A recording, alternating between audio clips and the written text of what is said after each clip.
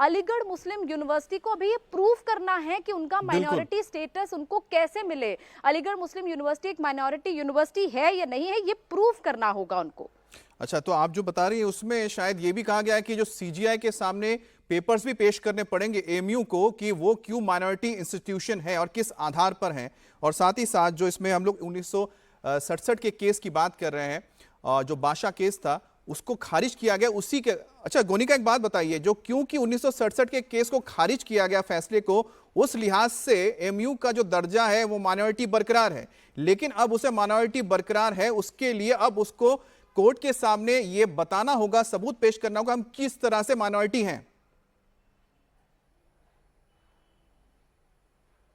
बिल्कुल अमित, आप बिल्कुल सही कह रहे हैं। और ये क्योंकि अभी 4 जजेस का जजमेंट था, जो मैंने अभी आपको बताया, ये CGI justice Pardiwala, justice Sanjeev Khanna, ये उन जजेस का जजमेंट था जो 4 जजेस ने फिलहाल पढ़ा है। अब जो 3 जजेस जो अलग से अपना जजमेंट बता रहे हैं, वो अलग अपना पॉइंट ऑफ व्यू रख रहे हैं। उनकी तरफ से क्या कहा जाता है, क्योंकि माना देखिए 4 जजेस का ही जाएगा, क्योंकि 4:3 है, जो मेजोरिटी में जो जजमेंट दिया जाएगा उसी को माना जाएगा। यानी कि फिलहाल आप उसी जजमेंट को हम मानेंगे जो कि 4 जजेस की तरफ से, यानी कि सीजीआई, जस्टिस संजीव खन्ना, इसके अलावा जस्टिस पारदीवाला, इनकी तरफ से जो जजमेंट दिया गया है। बाकी जो 3 जजेस अपना जजमेंट दे रहे हैं, उनका जजमेंट, उनके ओपिनियन को उस ऑर्डर में लिखा जरूर जाएगा, लेकिन माना ये 4 जजेस का जजमेंट जाएगा जो मेजॉरिटी में है।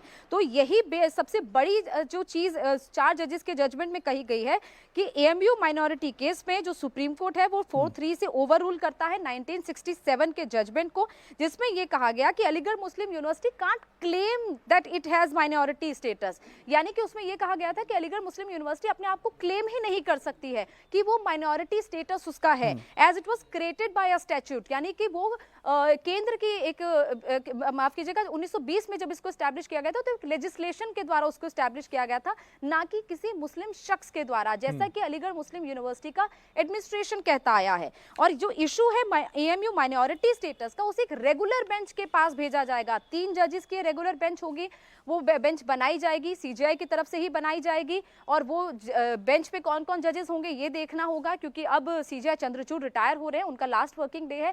ऐसे में अब किस बेंच के पास ये मामला जाता है ये देखना होगा कि ये उसको बताना होगा उनको, decided by regular for the factual determination whether it was established by a minority.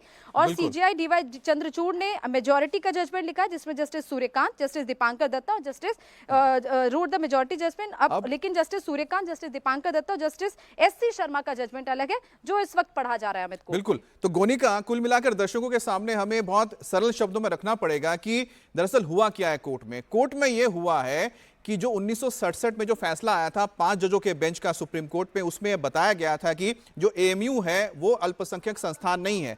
उस फैसले को पलट दिया गया, तो अपने आप ही एएमयू को अल्पसंख्यक का दर्जा मिल गया। लेकिन अब ये जो अल्पसंख्यक होने का जो मामला है, अब वो 3 जजों के बेंच में जाएगा और उस पर रेगुलर हियरिंग होगी। और अब यहां पर यूनिवर्सिटी को, एएमयू को यह बताना होगा कि किस लिहाज से, किस आधार पर वो एक अल्पसंख्यक यूनिवर्सिटी है। तो ये केस खत्म नहीं हुआ। कुल मिलाकर एक केस अब 3 जजों के बेंच में गया है, जिसमें रेगुलर अब हियरिंग होगी। अब इस पे आगे और लंबी एक कार्रवाई चलेगी। तो इस वक्त जो स्टेटस है, वो स्टेटस किस लिहाज से आया है कि अलीगढ़ मुस्लिम यूनिवर्सिटी एक मुस्लिम संस्थान है, अल्पसंख्यक संस्थान है, वो इसलिए आया क्योंकि 1967 के फैसले को पलट दिया गया है। इस वजह से ही वो अपने आप ही एक मुस्लिम इंस्टीट्यूशन के तौर पर उसको मान्यता मिल जाती है। लेकिन यहीं पर ही एक बहुत महत्वपूर्ण चीज आती है कि अब एएमयू एक मुस्लिम संस्थान है या नहीं, या अल्पसंख्यक संस्थान है या नहीं, इसके लिए अब रेगुलर इस पे सुनवाई होगी। 3 जजों की बेंच बन रही है जिसमें रेगुलर सुनवाई होगी, और वहां पर एएमयू को बताना होगा कि अगर आप ये कह रहे हैं कि हमें अल्पसंख्यक संस्थान होने का दर्जा बरकरार रखना है, तो किस लिहाज से रखना है, आपके पास क्या आधार है। जहां पर एक बार फिर से सरकार की ओर से भी पक्ष रखा जाएगा कि सरकार ये क्यों मानती है कि एएमयू एक अल्पसंख्यक संस्थान नहीं है। गोनिका, तो अब पूरा जो मामला खत्म नहीं होता है, आज से एक नए मामले की शुरुआत होती है, जिसमें एएमयू को अब आगे चल के बताना है कि हम क्यों एक अल्पसंख्यक संस्थान हैं। बिल्कुल देखिए अमित, इसमें दो चीजें समझने की जरूरत है। एक 1967 का सुप्रीम कोर्ट का जजमेंट और इसके अलावा 2006 का इलाहाबाद हाई कोर्ट का जजमेंट। 1967 में ये कहा गया था कि अलीगढ़ मुस्लिम यूनिवर्सिटी ये क्लेम नहीं कर सकती है कि वो एक माइनॉरिटी स्टेटस है, क्योंकि तब तक अलीगढ़ मुस्लिम यूनिवर्सिटी के पास माइनॉरिटी स्टेटस था भी नहीं। उसमें सिर्फ वो, क्योंकि वो एक एंग्लो मुस्लिम ओरिएंटल कॉलेज था, क्योंकि उसी की तरीके से उसको स्टैब्लिश किया गया था और उसी को बाद में यूनिवर्सिटी बनाया गया था। लेकिन कोर्ट ने उन दोनों को अलग अलग माना था। कोर्ट ने ये साफ कहा था कि आपने एंग्लो ओरिएंटल मुस्लिम कॉलेज बनाया था, माफ कीजिएगा, अलीगढ़ मुस्लिम यूनिवर्सिटी नहीं बनाई गई थी, वो एक लेजिस्लेशन से बनाई गई थी। तो ये 1967 का जजमेंट अलग है कि अलीगढ़ मुस्लिम यूनिवर्सिटी क्लेम नहीं कर सकती है, उसको अभी सुप्रीम कोर्ट ने ओवर रूल किया है। अब हम बात करते हैं 2006 के इलाहाबाद हाई कोर्ट के जजमेंट की, जिसमें यह कहा गया था कि अलीगढ़ मुस्लिम यूनिवर्सिटी एक माइनॉरिटी यूनिवर्सिटी है ही नहीं, उसको ओवररूल नहीं किया है सुप्रीम कोर्ट ने। सुप्रीम कोर्ट ने कहा कि उसमें करेक्टनेस की जरूरत है। वो करेक्टनेस किस तरीके से की जाएगी, वो 3 जजेस की रेगुलर बेंच करेगी, जो कि सुप्रीम कोर्ट अब कॉन्स्टिट्यूट करेगा। सुप्रीम कोर्ट जिस बेंच को बनाएगा वो ये तय करेगी कि अलीगढ़ मुस्लिम यूनिवर्सिटी एक माइनॉरिटी यूनिवर्सिटी है या नहीं है, जो अलीगढ़ मुस्लिम यूनिवर्सिटी को प्रूफ करना पड़ेगा। अब क्योंकि जस्टिस सूर्यकांत के साथ जो 3 जजेस हैं वो अपना जजमेंट पढ़ रहे हैं, उनकी तरफ से ये कहा गया है कि अजीज बादशाह के केस में जो 2006 का जजमेंट इलाहाबाद हाईकोर्ट का जो 5 जजेस का केस था, उन्होंने सही कहा था। वो इस चीज पर एग्री करते हैं कि अलीगढ़ मुस्लिम यूनिवर्सिटी एक माइनॉरिटी यूनिवर्सिटी नहीं है। ये जस्टिस सूर्यकांत और उनके साथ जो 2 जजेस हैं उनकी तरफ से कहा जा रहा है कि वो इस चीज को मानते हैं। इसके अलावा जस्टिस सूर्यकांत की तरफ से यह भी कहा गया कि जो we have held that the pre constitutional institutions are also entitled to protection under article 30। जो अपीलेंट्स है locus can not be dismissed on this basis. इसके अलावा उन्होंने ये भी कहा, we conclude in holding that it is the CJI alone which is custodian of public authority to place matters before the benches. यानी कि अभी सीजीआई ये डिसाइड करेंगे कि 3 जजेस की बेंच वो कौन सी होंगी। और वो उन्होंने कहा है कि we do not appreciate how a 2 जज bench in the Anjuman order refer a matter to a 7 जज बेंच। अ 2 जज bench can not dictate the CJI for the reference. यानी कि जब 2 जजेस की बेंच थी, जब ये मामला 2019 में सुप्रीम कोर्ट में आया, तो ये मामला 7 जजेस की बेंच को भेजा गया था। उसको लेकर भी उन्होंने अपनी आपत्ति जाहिर की है कि इस तरीके से भेजा नहीं जा सकता इस मामले को।